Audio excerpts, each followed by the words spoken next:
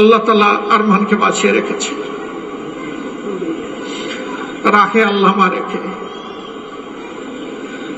তিনি তার মায়ের বুকে, স্ত্রীর বুকে, সন্তানদের বুকে, প্রিয়জনের বুকে, আপনজনের বুকে, আমাদের বুকে তাকে ফিরিয়ে দিয়েছেন। আলহামদুলিল্লাহ রাব্বিল আলামিন।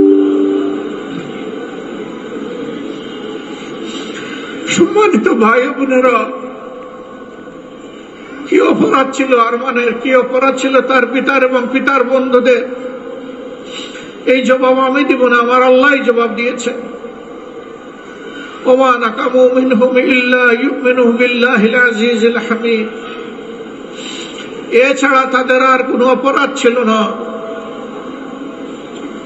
তারা বলেছিল আমি আল্লাহর পরিমাণ এনেছি,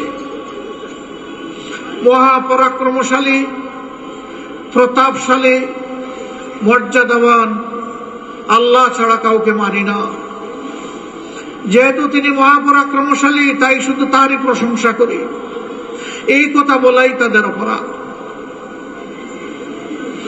এই জন্য আমাদের মুখ থেকে 11 জন শীর্ষ দায়িত্বশীল নেতাকে ছিনিয়ে নেওয়া হয়েছে, ফাঁসির কাস্টে তাদেরকে ফেলে দেওয়া হয়েছে।